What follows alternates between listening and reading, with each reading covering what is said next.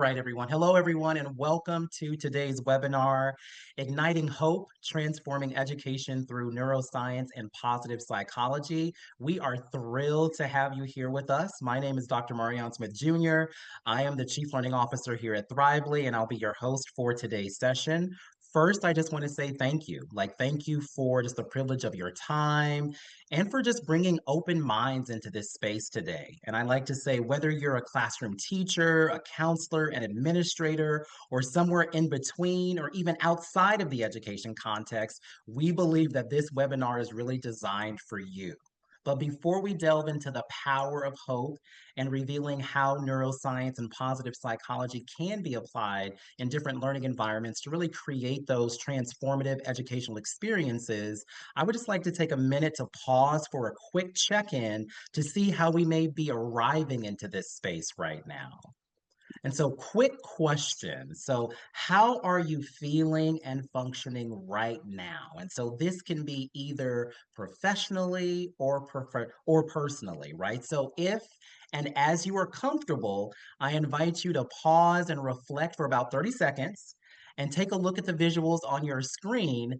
And then I'm inviting you to type your name, your location, and the number of the visual that you feel captures how you may be feeling and functioning right now. Take about those 30 seconds.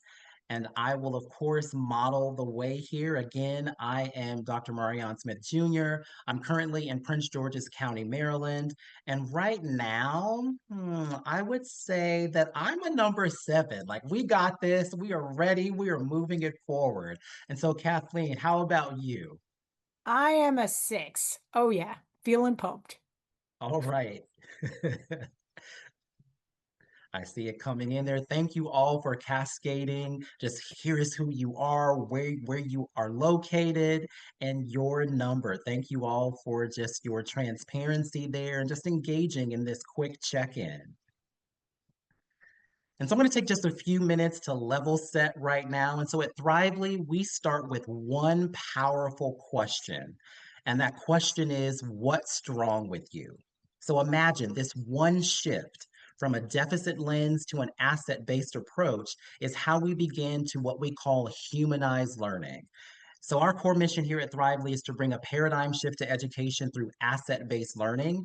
And we do this by creating strengths-based, joyful, and hopeful learning environments that increase academic outcomes. A little bit about Thrively. We created the industry's first strengths assessment for children and adolescents, developed by board-certified pediatric neuropsychologists that unlocks the positive learning identities and strengths of every learner. We examine hope not as an emotion, and you're going to hear more about that a little bit later, but as a cognitive trait. And we measure it with our Hope Index, which helps develop goals, agency, and pathways.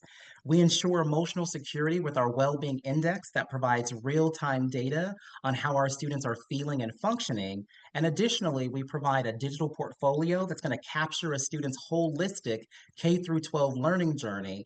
And we've curated over 100,000 minutes of standards aligned content to provide educators with tiered supports to personalize learning for every student.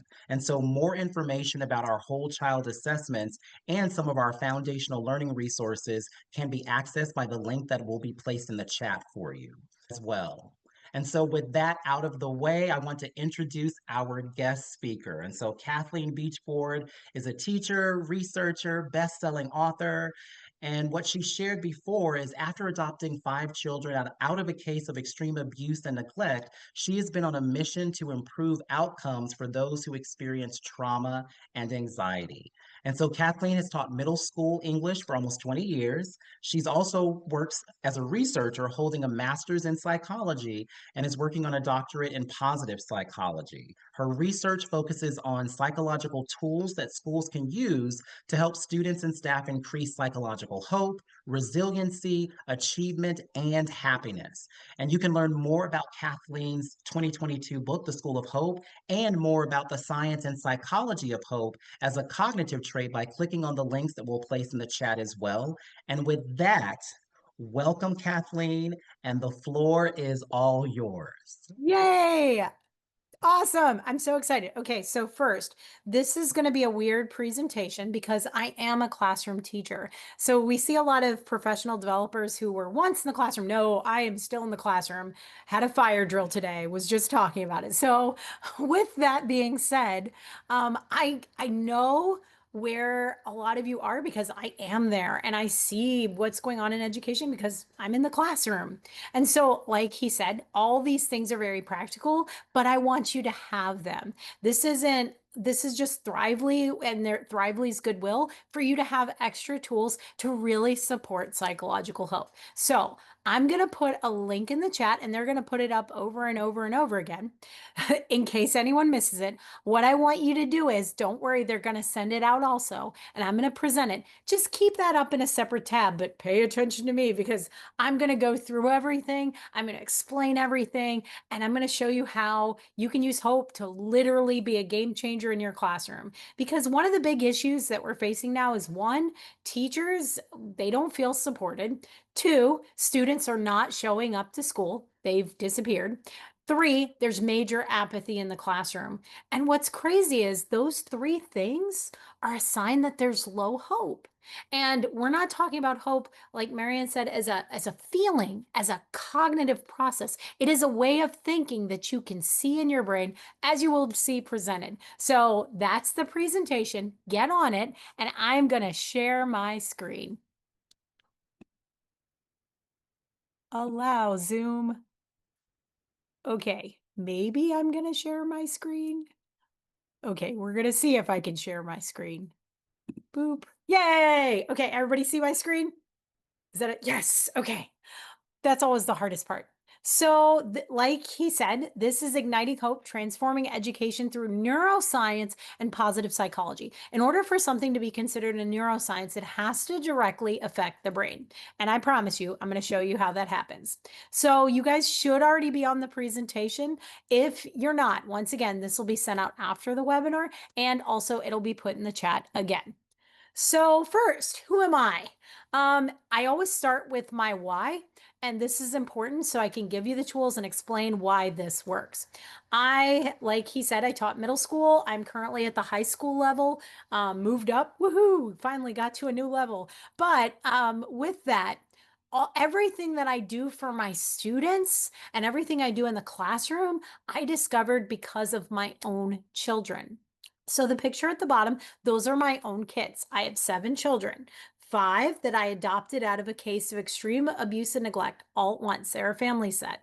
And so here's the thing. When they showed up to my house, I had been trauma trained. I was trauma informed as a teacher. I learned about adverse childhood experiences. I had all the training. On top of that, I had also gone through foster parent training just because I thought it was a good idea to have some sort of training to be a parent because most people just kind of wing it. So I thought it would be good for us.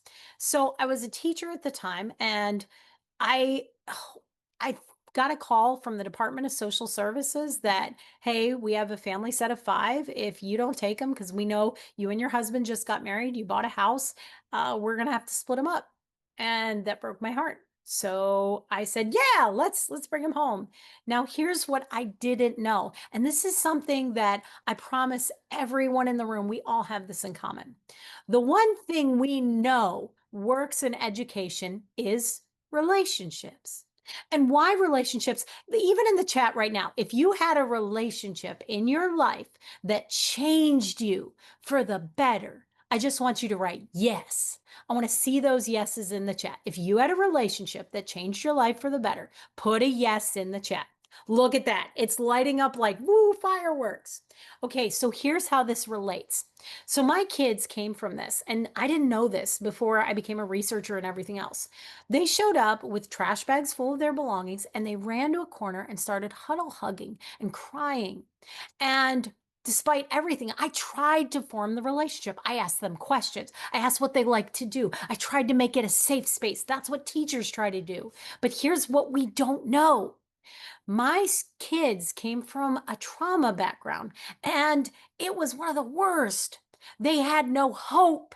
And I'll explain what hope is, but they believed that tomorrow would not be better. It was not worth trying. They had that apathy some students have right now, or not even showing up because they think, why is it worth trying? When someone has low hope, they have a low, what is called an attachment style. Attachment styles allow a person to form a bond. If someone has no hope, and this is what's happening in society, kids are getting lower in hope, and so is society. They can't attach, which means that relationship you had hope. It didn't mean you had to have a lot of it, but you had enough to form a relationship. My kids didn't have any. And a lot of kids, especially according to the 2025 Eldman's Trust Barometer, that shows only 36% of our world believes tomorrow will be better for the next generation. In developed countries like ours, that number drops to 1 in 5. So what that means is less than 25% of us believe tomorrow will be better for our kids. And so our hope in them and in what's going to happen has dropped. And guess what? We learn hope from our environments. And so, with that, with my own kids, if someone doesn't have hope, they will not form a relationship. And the problem is, it impacts them, it impacts their future, it impacts how they work, and it impacts their brains. So, hope, I'm going to tell you, with my own kids, I stayed up and I cried and I Google searched, how do you fix broken kids? What I'm going to show you today saved my own kids, and that is why I will do it in the classroom till the day I die, and I will preach this out into the world and give tools and access to this because this works. This is not another drive-by PD. You do this, you'll see an effect tomorrow. And I would bet my teaching license on it. So hope is something we learn. It is not something inherited. We learn it from our environments. So keep in mind that Eldman's Trust Barometer has been going down since it started. And so with that, that means the hope in our environments is going down. If we learn hope from our environment and the hope in the people in our environments is dropping, most of us are learning to have low to medium hope. And that's not a bad thing. That's just the way society is. When I first took the hope assessment, which is a way to measure your hope, mine was medium. That's where most people are. We're not high, we're not low, but the issue is by being medium, you're not accessing your potential, you're losing out on good relationships, and on top of that, you're impacting your potential for your future.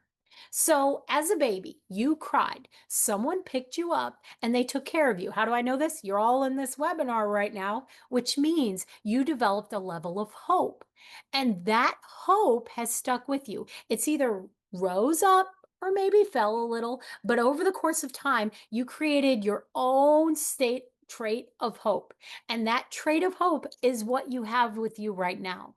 And we're going to measure it because hope is not this feeling, it is a process in the brain that can be measured. So, how does hope impact us? Well, I want you to see some studies. So, I'm going to throw these up here. I'm going to read some titles, and I want you to see I can give you a whole research folder of what hope can do, but I want to highlight a few of them. First, most of you are educators, and what's your job? It's to raise the achievement of your kids so that they can achieve in their future. Well, here's the thing. Out of everything, hope uniquely predicts objective academic achievement above intelligence, personality, or previous academic achievement, meaning it is the number one thing that we know will depend on whether a kid is going to succeed. If they have hope, they'll succeed. If they don't, they won't. Why? And it's not because they're super smart, because you see, it's above intelligence, because a hopeful kid will keep trying. Hope fuels grit. No hope, no grit. On top of that, for our students, the world out there, it's rough right now. And I have students who are homeless right now. But with that, I want you to see with hope, there is hope. Hope mediates the relationship between socioeconomic status and academic achievement. Meaning, if a kid doesn't have a lot at home, but they have hope, it will fill in the gap to allow them to keep trying and keep going and problem solve a way out of the issues they're having. It stands in the gap so they can achieve academically. On top of that, you can see that it's a mediator of bullying involvement in with emotional difficulties in children. And the biggest thing, the thing that I discovered is there's actually a camp. It is run by our Justice Department and it's called Camp Hope. At this camp, all they do is if you have two incarcerated parents, you can go there. You guys can Google search it. And they measure and raise psychological hope. So, two incarcerated parents, you go there, they measure and raise your hope. What's their outcome? 98% of those children who go for one summer never become incarcerated. This was a longitudinal study. So that means this is protecting them from what should happen. With adverse childhood experiences, you're told, I was told in a PD, your child is more likely to go to prison than high school graduation with an A score of more than 8. My kids had more. And I was not going to allow their future to be stolen by their past. And on top of that, here's the other thing that we need to talk about in education. We just try to get them to pass, get them to grade level, get them to survive. Why are we setting the bar at survive? For my own children, do I want them to survive? No, I want them to thrive. And that is also Thrively's mission here because children deserve the best opportunity for their lives. So, with that, I'm going to show you how hope, one, what the science is, two, we're going to measure it, three, I'm going to show you after you measure it, what do you do? And for the teachers in the room going, well, this seems like it's going to be a lot. No, it's not. You're used to looking at an assessment like a test and saying, hey, they're weak in this area. What do I do? You remediate. And I'm going to give you those tools for yourself, but also for your students, because it's hard to teach higher hope if you don't have that cognition, but you can develop it. Within 90 minutes of an intervention, you can start raising hope. All right, so how does hope impact the brain? How is this in neuroscience? This first study shows that what happens, this is a high school student's brain. And what this study showed is in this study, they put these high school kids in an fMRI brain scanner. They tried to scare them through scary images. What they found was they measured their cortisol, that's their stress hormone. As their stress went up, they expected the kids to go into what is known as amygdala response. That's your fight, flight, freeze, and fawn response. A lot of F words, but not the bad one.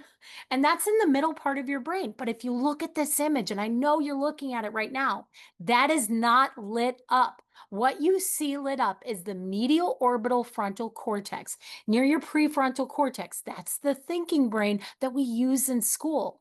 So these kids who had high hope, their brains were different. They were functioning differently than the people who had medium and low hope. So when they had this problem, they were stressed. The cortisol indicated they were feeling stressed, but they weren't reacting and screaming or making noise or just shutting down. What happened was they were thinking. And in this study, you can even read the study notes. One kid actually closed his eyes so he didn't have to see the images. He was problem solving a way out of it. That's what hope does. Instead of someone reacting, it allows them to think about what's going on, even when they're stressed. And it helps to basically mediate that anxiety so that they can get through it, problem solve through it, and figure out a way to be successful, even when things are not going their way. That's amazing. But it gets better. So for me, for kids with trauma, this is another big study and it's being replicated right now. What they have found is there are very few things that we know directly impact the brain. We know adverse childhood experiences do. We know trauma does. It actually shrinks the brain. This is the first big known thing that actually increases gray matter in the SMA region of your brain. So what that means is as you raise hope with someone, you're not just making their lives better, you're making the way they think better so that they can think faster, quicker, and access memories easier so that education becomes something that is not a roadblock, but something that they can just get through hand in hand simultaneously because their brain is functioning at an optimal level. So, for my kids who had their gray matter shrunk, this was a way to fight back against what happened to them so that their brain could start to recover. And that's powerful. And our kids need that. We can make their brains function better, and we don't even have to do neurosurgery and pick up a scalpel. We can raise their hope, and it will do that in their brain over time. So, okay, first things first. Now, I didn't want you to get off of this and go to a whole different website. So, most of you, I know you have a cell phone nearby. What I want you to do is, if you can, scan this. What we're going to do right now, I talked about they measured these kids' hope. I'm going to show you how to measure hope. We're going to start by measuring yours. What you're going to see right now is the adult hope scale, and it is going to give you a test that in less than a minute, you're going to get your hope level. When you get it, take a picture of it. Why? That's your starting point. If you don't like your hope level, it's like looking at a scale and stepping on it and you don't like the number. Guess what? You can diet, you can work out. Those things will change the scale. In your brain, if you don't like this hope level, you can work it out so that you can raise your own hope. So, once again, I'm going to give you guys a minute to take the hope assessment. Scan this with your phone, the QR code. If anyone has problems, we'll also put the link in the chat. And then you can use the number up here. And like I said, I'll give you a minute. Once you have your score, take a photo of it. And then I'm going to show you how to use it, how to use yours, how to use your students, and how to immediately start increasing hope in your classrooms. And I'm going to shut up so you can actually take it.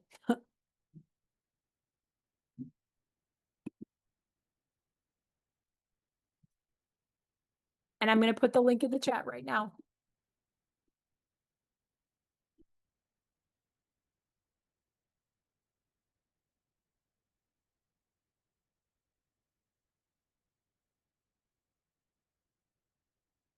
Just make sure you use that code. That's all.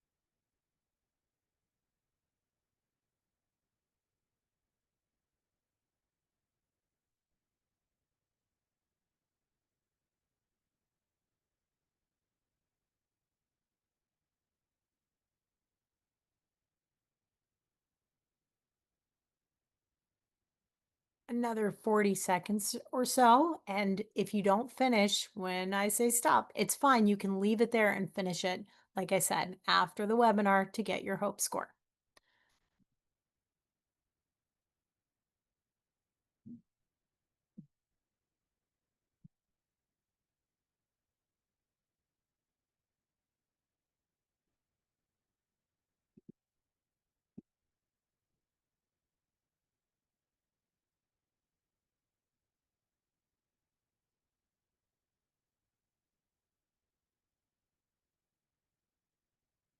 All right. Now, the score that you just got, we're going to go over what that means, what hope is according to science, and how this score can impact you, and then how your students' scores can impact each other inside a classroom.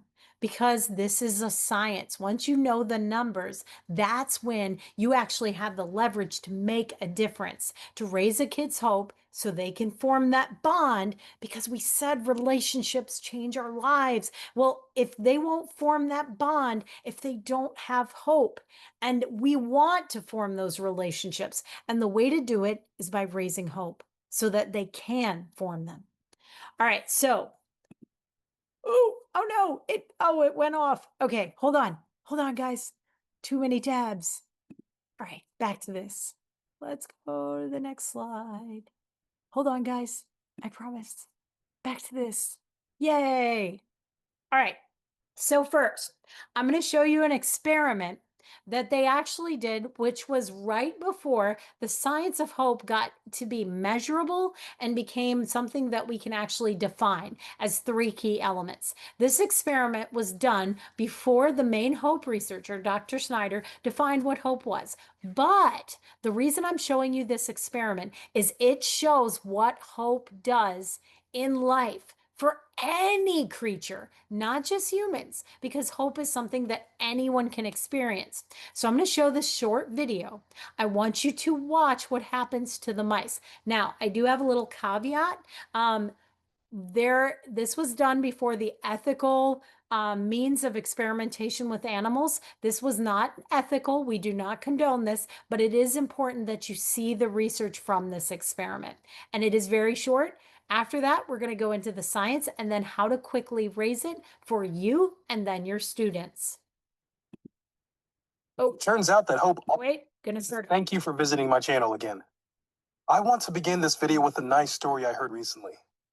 3 frogs started a long and complicated race, surrounded by an audience shouting, "It's too hard! You can't do it! Many tried and no one succeeded!" And things like that. The first frog gave up after a few minutes and retired from the race. The second frog took a few more minutes until he eventually gave up.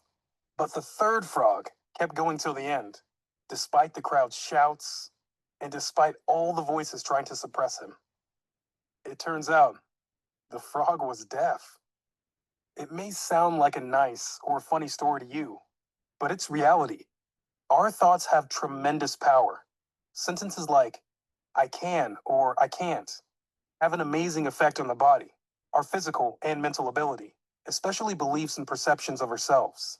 While the first 2 frogs, having heard the oppressive voices, obeyed them and gave up, the last frog simply did not hear them.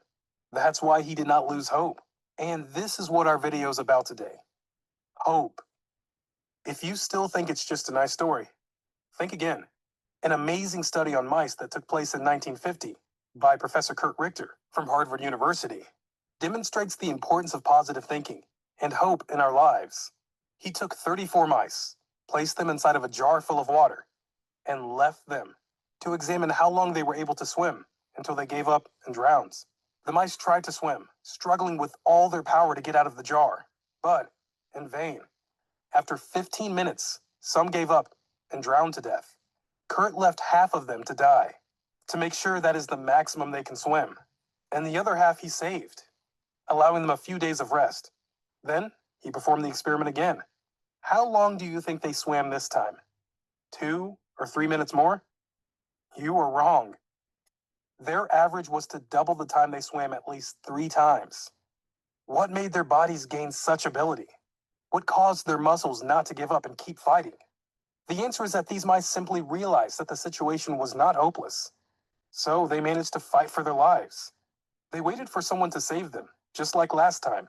They saw hope at the end of the tunnel, and that gave them power. The possibility that someone would come and save them gave them insane strength to keep swimming. They did not lose hope. In our life, we experience many moments of hopelessness, and sometimes we let ourselves drop into these situations. How does it affect us, and why do we have to find hope in every situation? So we can accustom ourselves to positive thinking, regardless of the circumstances. Professor David Feldman spent more than a decade of his life searching this issue.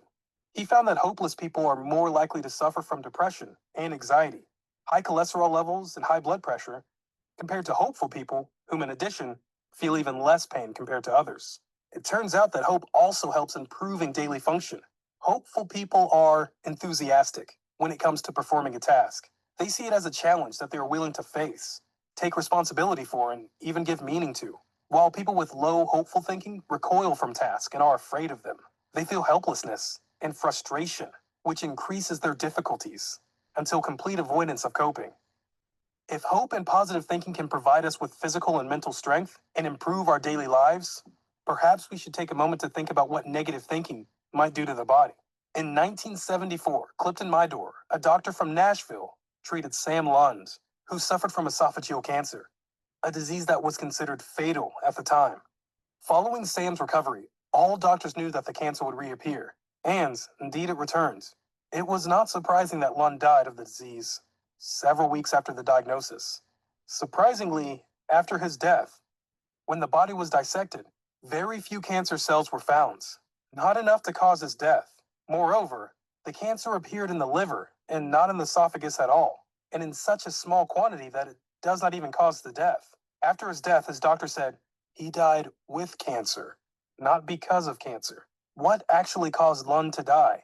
This matter bothered Dr. Clifton even after 30 years. When he said to Discovery Health Channel, "I thought he was terminally ill." He thought he was terminally ill. Everyone around him thought he was terminally ill. Did we somehow shatter hope? So the question arises, is hope in positive thinking genetic or hereditary, or can it be practiced? I will not leave you hopeless and tell you that unlike a dream or a fantasy, hope is a cognitive skill that can be practiced. It can be learned and taught. Actually, what we call emotions and instincts are just a bunch of chemical reactions that take place in the nervous system in the brain, which is constructed through our inner experiences and beliefs, which determines a part of who we are today and what we will be in the future. In another Okay. So I know that was really interesting. So you got to see the extremes, what hope did for the mice, and then what hopelessness does for people. It makes us give up. It even, they believe, caused the death of that poor man. And that's because people gave up. And that's what hopelessness does. So, with that, what is hope? Now, I know you guys took the hope assessment.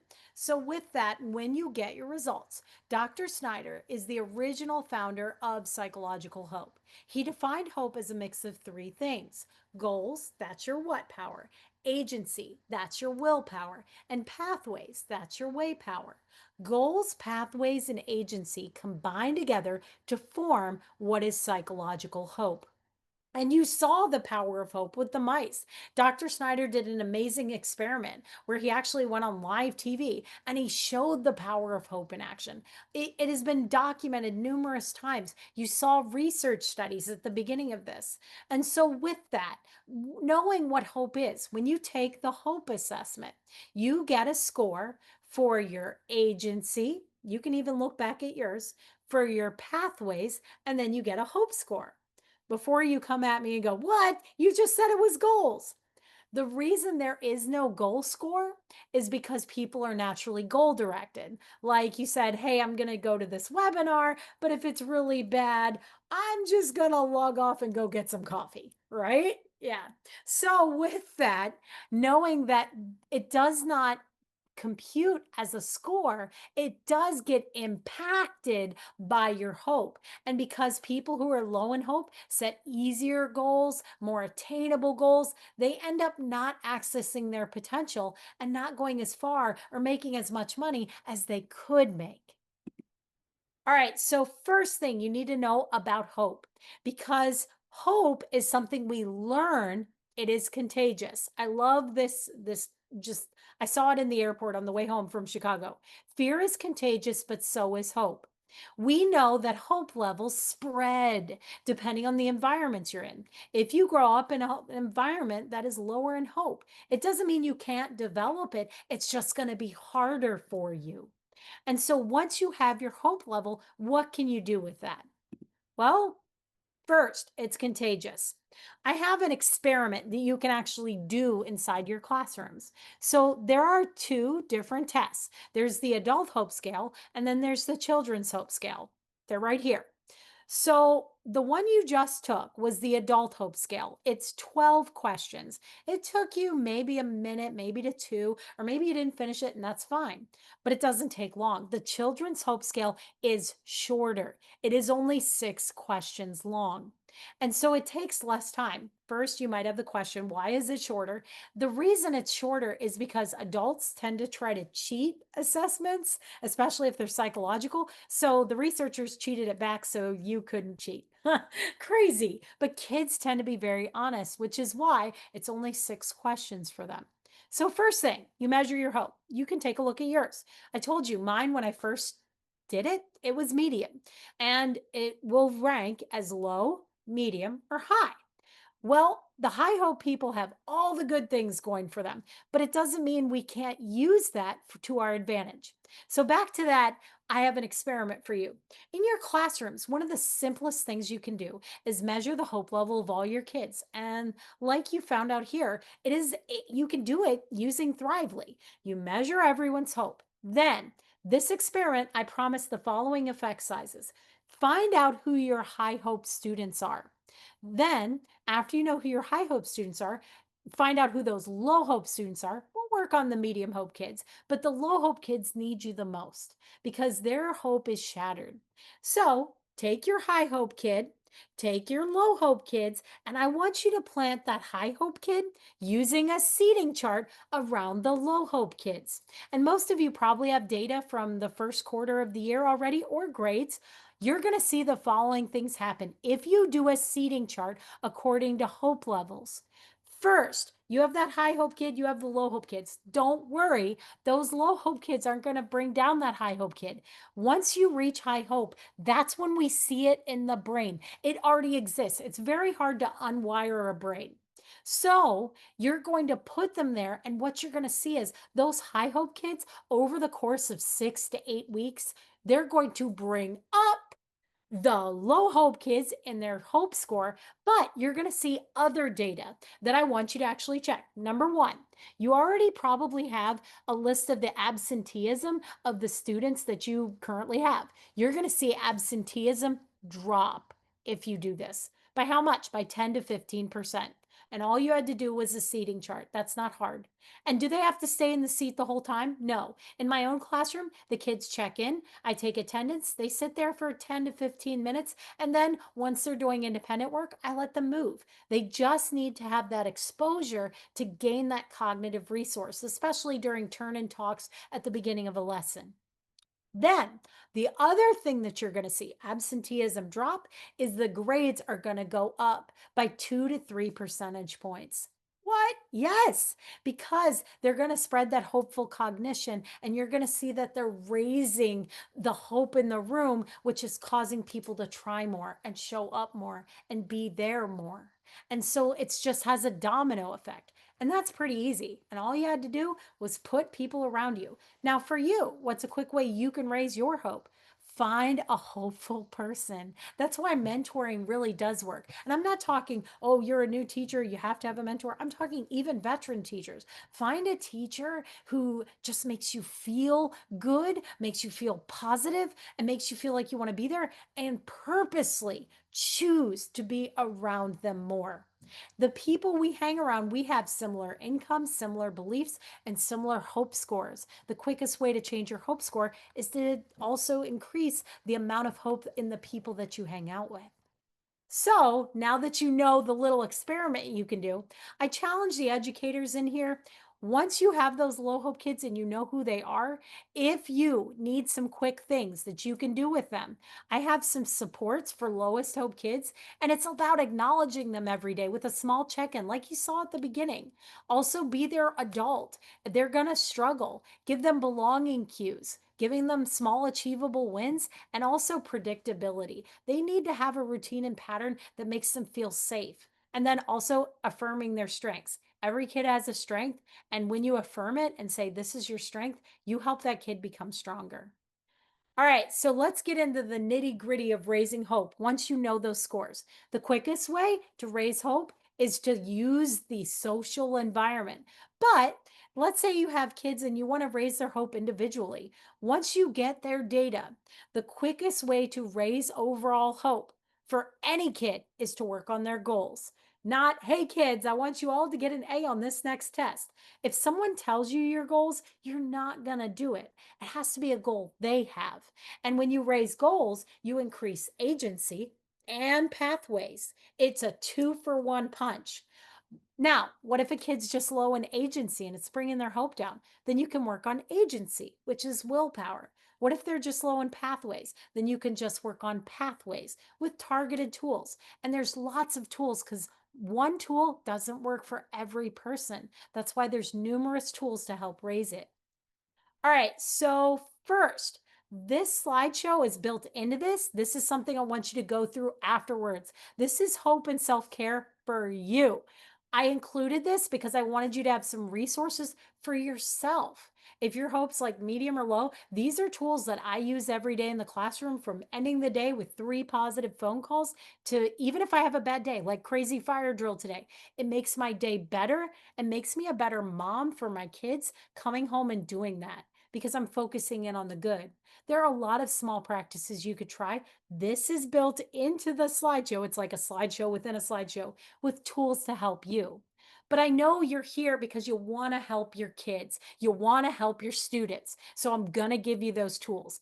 First thing, you cannot do anything, Maslow and Bloom, unless you build safety. If you don't have safety in your classroom, kids will not try. They will not reach out to you because if I don't feel safe, I'm going to go into myself. I'm not going to go out of myself. And so you've got to build a safe environment to raise hope. Then you work on goals because remember, that's your 2-for-1 punch. That'll help every kid. And even if you don't necessarily measure their hope, when you work on goal setting with kids, you're helping them develop hope regardless of their level. Then planning and working on pathways, which is divergent thinking and problem solving and creativity, helps them with their pathway thinking, getting those routes to their goals. And if they don't work, it'll help recalculate to get a route that will get there. And then last is energizing, which is agency, which is willpower for people.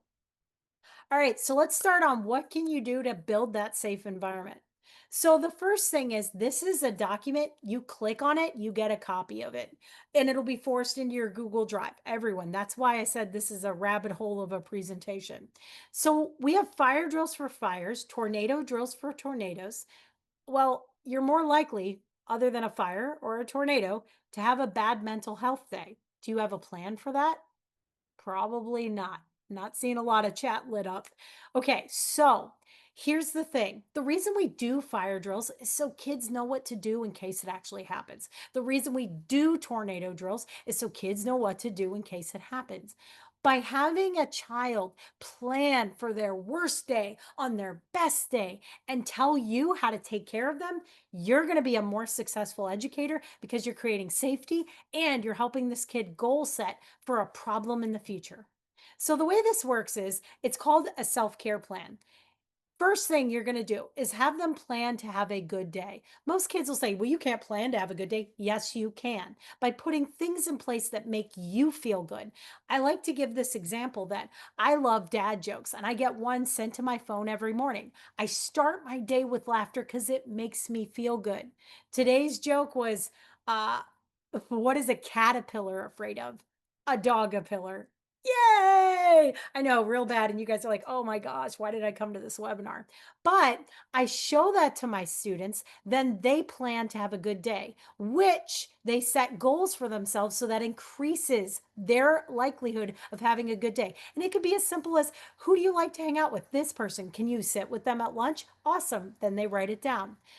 Underneath that, it says, what are your top 3 positive coping strategies?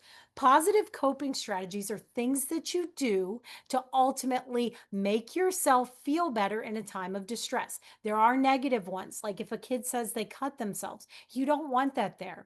Over on the other side of the screen, towards your left, you'll see that there are physical and mental grounding techniques. If a kid says, I don't have any positive coping strategies, give them this list. Show them what these are, and then allow them to try one of those in one of those moments of distress. And then at the bottom, if you're having your worst day ever, what is it I can do to help you in a state of emergency? This has saved me with my students numerous times. I had a girl and she was in 12th grade. Her boyfriend from 6th grade broke up with her on the day she had to take her state test that determined if she would graduate or not for math and reading. And so she was distraught because that was a 6-year relationship. But guess what? On her self-care plan, she liked horses, she liked coloring, and so I printed off some horse coloring pages, gave her some markers. When she came in crying, she colored, and then they called her for the test. The test doesn't care. And so she went down, she took it, she came back crying again. I was like, oh no, you didn't make it. And she said, no, I did. But if it wasn't for you and this plan, I wouldn't have. And that's what this allows safety to happen. Another thing is strength spotting. So if you know a student's strengths, and like you can find out in Thrively, you can point those out and it makes someone feel better. Naming strengths as you see them, like, hey, you're a great communicator. You work well with, and saying this is a strength you have and pointing it out, it creates more resilience, agency, and well being. Think about a time someone told you you were doing really well. It invigorates you, it makes you feel good, but it can't just be generic, like, hey, good job. It has to be specific and spotting those strengths. And that also creates safety and well being. Another quick thing that you can do to help with safety and also overall control is by helping a person improve their body language. So, this is a quick video by Vanessa Van Edwards, and I'm going to leave it here. I'm not going to show it, but I'm going to explain it. So, if you literally just stand up taller and you smile, even though it feels weird, you'll actually trick your mind. And neuroscience has showed this to actually release chemicals that make you feel better. But when kids slouch down and they're hunched over, they're actually releasing chemicals that can make them feel more stress. And research shows that over 10 to 15 minutes, this can enhance your mood. And so teaching kids that this is a way to combat how you're feeling when you're not feeling great. All right, so what can you do to build safety? Very simple. You give them control, you give them consistency, and also you communicate with those safety plans. All right, I'm going to move on quick because we're getting closer to the end and I want to get to all the letters. So, the next thing is setting goals. After you've got the safety, how can we set goals with our kids? These cannot be goals that are centered around what you want for your students. It has to be what they want. And so, one of the ways that I do that, and I said goals impact, your hope is impacted by your goals. You can see the research right here. So, with that, the first thing, if you're going to work on a kid's goals, you have to believe as a teacher that every person is capable of success, no exceptions.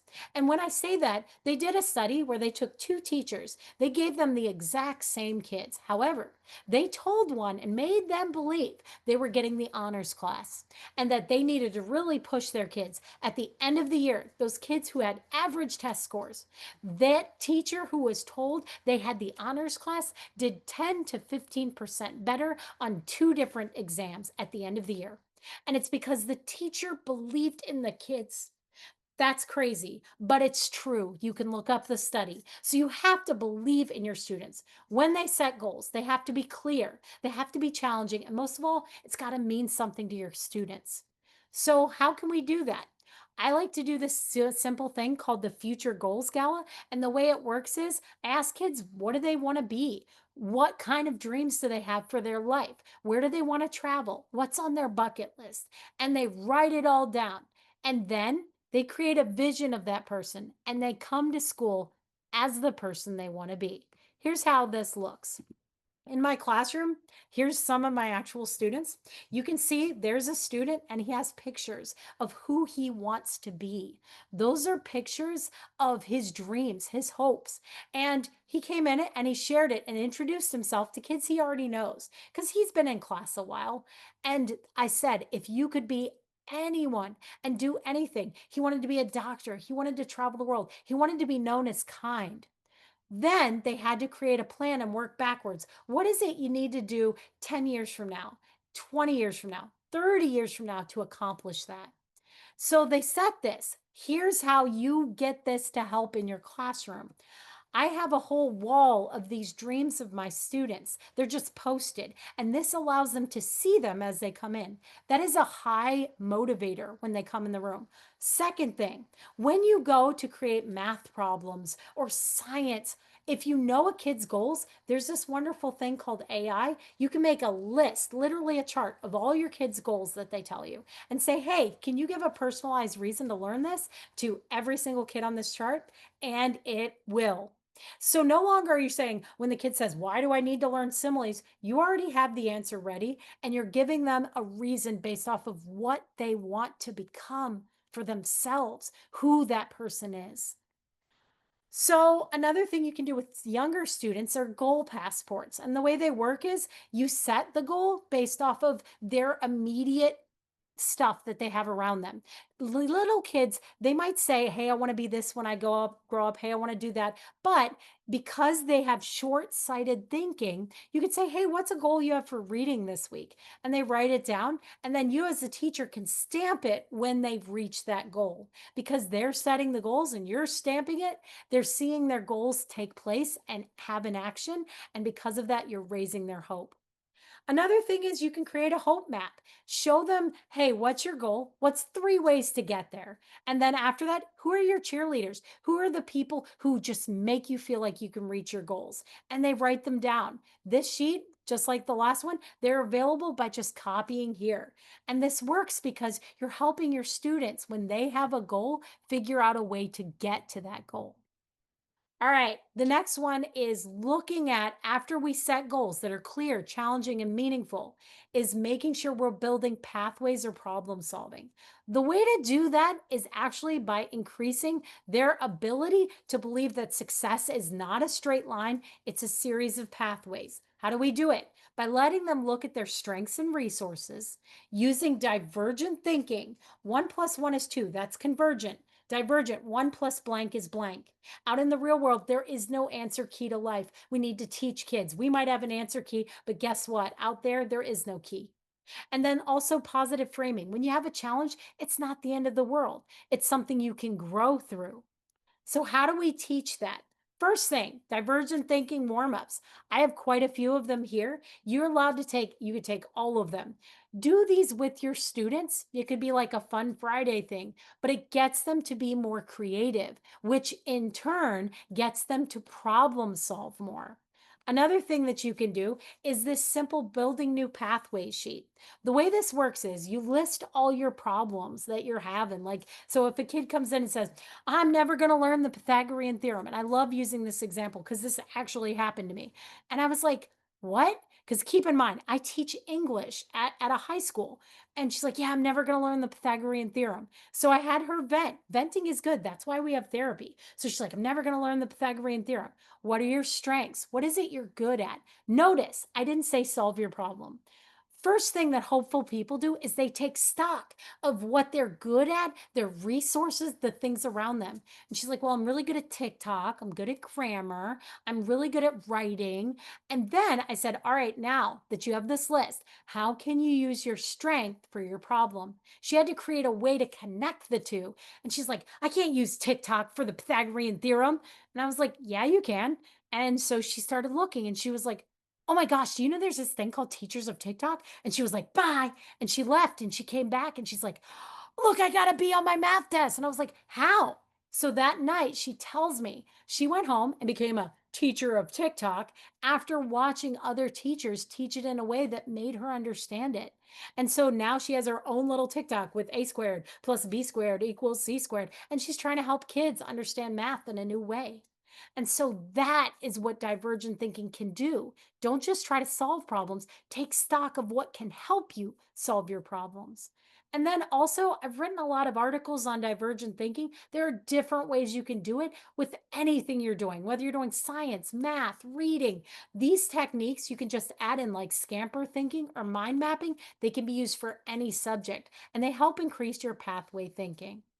So, the last thing, other than divergent thinking, positive framing, and utilizing resources, is energizing or building agency. Now, this is one that's crazy because building willpower is actually easier than we think. So the first thing, it's not something that we just have. It's something we discover how much willpower we have by doing things. We just have to show how. How do we develop willpower? Habits, belief, and locus of control and relationships. So, first thing, this is crazy, but it's true. There are certain words, according to science, that actually increase success. Do you know, instead of saying for homework tonight, I need you to do the homework, if you say, I need you to achieve on the homework tonight, do you know that students will spend longer and also work harder on that homework? You can watch this video by Vanessa Van Edwards, who's a social scientist. A CEO did that, and he got his employees to do more, work harder, just by using priming words. And there's certain words that have more of an effect, like achieve, aspire, improve. And they work if you include them in what you put out to your students, and they help boost agency because we want to achieve. Another thing is showing that agency can be increased. All right, so this is kind of like the last big one that we're going to go over. And I'm actually going to turn it off because I want you to see that agency can be increased and willpower can be changed. All right, so I'm going to ask you to be brave, some of you at least, so you can see this in action. I'm going to ask you to turn on your webcam. I'm going to stop sharing the presentation because this is important. I want you to see how you can achieve more. I want you to turn on your webcam, at least a couple of you who are on here, and I want you to just raise your hand as high as you can, okay? All right, go ahead, raise your hand. Do it. Okay, as high as you can. All right, now listen to these directions. You're raising it as high as you can. I want you to reach higher, as high as you can. Touch the ceiling, touch beyond it. I bet you're stretching really hard right now. It's like a yoga pose. If you do this with your students, this shows them, here's the expectation. Awesome. You can reach higher. And when a kid realizes that their limits are literally in their mind, I can't do math, I'm not able to. When they see it, it changes things. I've done this experiment with students numerous times, and I'm like, how is it you're able to stand up and you realized you could get higher? Well, I didn't think higher was possible. That's the whole thing. Our willpower can be increased as soon as we know we have the ability to change it. So you guys have been awesome. The last thing I want to leave you with is something that I have in my presentation with willpower is that willpower can change. We can change it. And one of the simplest ways to do it, there's a great book. It's not by me. It's by Daniel Pink. It's called Drive. And it deals with motivating employees, but read the book. Instead of saying employees, add in the word students. And you're going to see that the things that he utilizes in self determination theory, whether we give a kid a choice, as soon as you have a choice, you feel like your willpower is increased because you get to choose. You're in control. A lot of things we don't control, and that makes us lose willpower. But when you show a kid they're in control of their education, they can change their future. That's the game changer. Ultimately, we cannot change a kid's home life, but we can change a kid's hope in life. And I'm here for you.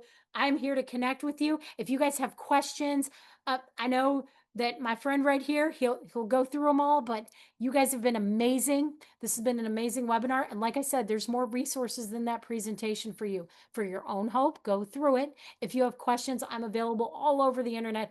And because you're educators, I'm here for you. And so, Kathleen, every time I hear you speak, it is a great opportunity to just learn, unlearn, and relearn. We do have time for a few questions. And so, one of them is like, could you just elaborate a little bit on how, like, the role of educators' own level of hope? You talked about that a little bit, and how that shapes really the classroom environment and influencing student hope. Yeah, so when I had medium hope, and this is crazy. This I can actually tell you how changing my hope impacted my students. So if I have medium hope and I'm the one talking and directing the kids most of the time, guess what I'm teaching them? Medium hope. The kids who are high in hope and come in my room, that's great, but I'm giving off what I know. You can't teach what you don't know. And so when I worked on raising my own hope, just so you know, it was not done overnight. It took a year and a half. I raised myself from medium to super high, the highest I could get, but it did take me a year and a half. At the end of that year and a half, I ended up changing my own hope, and I ended up changing the state test scores of my students and my students' hope levels because I'm radiating more hope. Guys, it's 7:30 at night here and I have this much energy after a school day because it changes you and it changes your classroom dynamics. And also, the kids said I was a better teacher because I have them rate me every time we have a report card. Any other questions in the last minute? No, we have another one there. And so, How do like hope-based practices compare with other positive psychology interventions that you may be familiar with in terms of like their impact on just the long-term educational outcomes and career outcomes? So optimism is one of the other higher ranking one, but hope is above it.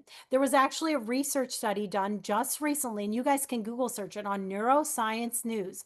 They found that hope is the number one thing connected to a person having a meaning of life. They looked at optimism, they looked at gratitude, they looked at all of the positive psychology things, excitement, but they found hope was the number one by far. If a kid doesn't have hope, they don't have meaning in their life. If they don't have meaning, why try?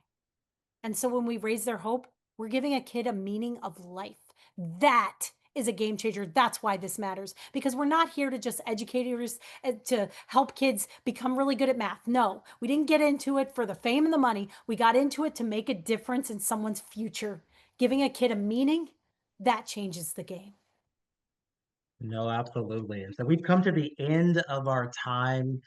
And I just want to first say thank you again, Kathleen, for just like your insights, your expertise, and just for pushing just our thinking as we think about the science and the psychology of hope, right? Understanding safety, goals, agency, pathways. Like two things really stuck out to me among many things. You talked about the positive framing, there's no answer key to life, and just that pathway thinking, right? So I want to thank you for just always giving us different insights and perspectives and grounding it in the science to help us understand that once we know the science, once we understand the numbers, there are specific targeted resources and strategies, some of which you shared today, that we can implement tomorrow to really move the needle in creating those positive learning environments. And so, again, thank you to everyone who joined us today for our session. And I welcome all of you to stay connected. So you can follow us on our social media platforms, LinkedIn, Facebook,